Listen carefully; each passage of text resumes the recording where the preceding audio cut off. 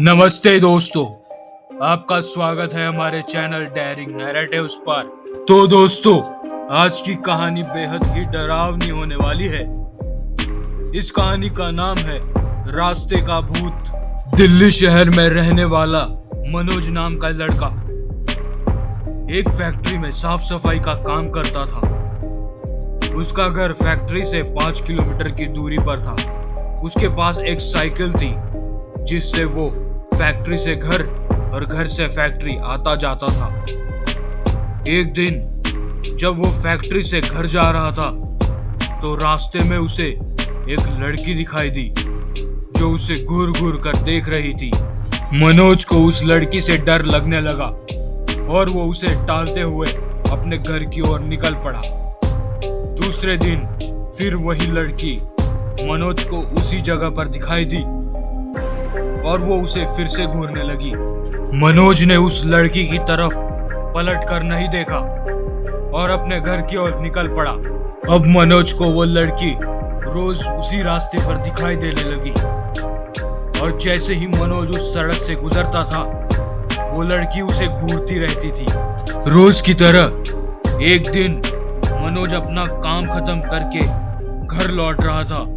घर जाते समय जब मनोज उस जगह पर पहुंचता है जहां वो लड़की उसे रोज दिखाई देती थी, वो देखता है कि आज वो लड़की वहां पर नहीं थी। मनोज सोचने लगता है कि ऐसा क्या हुआ होगा कि वो लड़की आज नहीं आई। मनोज उस लड़की के बारे में सोचते हुए अपने घर की ओर निकल जाता है। एक हफ्ते बाद मनोज के घर प्रीति नाम से एक चिट्ठी आती है। उस चिट्ठी में एक फोटो निकलता है और वो फोटो कोई और नहीं बल्कि उसी लड़की का होता है जो मनोज को उस रास्ते पर दिखाई देती थी। मनोज उस फोटो को देखकर चौंक जाता है और वो चिट्ठी पढ़ने लगता है।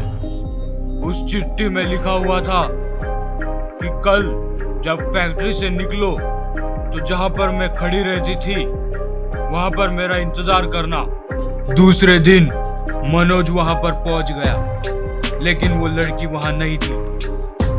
काफी इंतजार करने के बाद मनोज अपने घर वापस आ गया।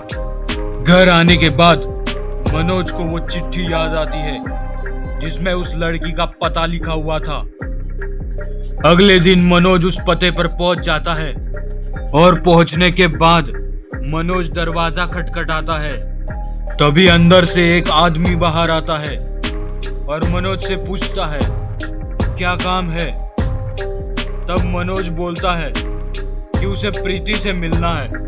तब उस आदमी ने कहा कि प्रीति को मरे हुए 2 महीने हो चुके हैं।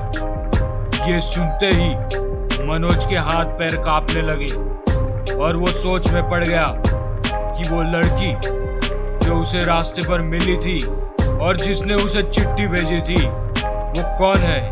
तभी उस आदमी ने मनोज को प्रीति की वो तस्वीर भी दिखाई जिस पर माला पहनाई थी। मनोज डर के मारे वहां से भाग जाता है और अपने घर पहुंचते ही उस चिट्ठी को जला देता है और उसके बाद मनोज अनजान लोगों से मिलना और बात करना बंद कर देता है।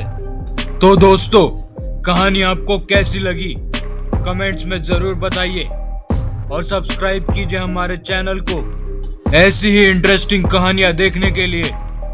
धन्यवाद।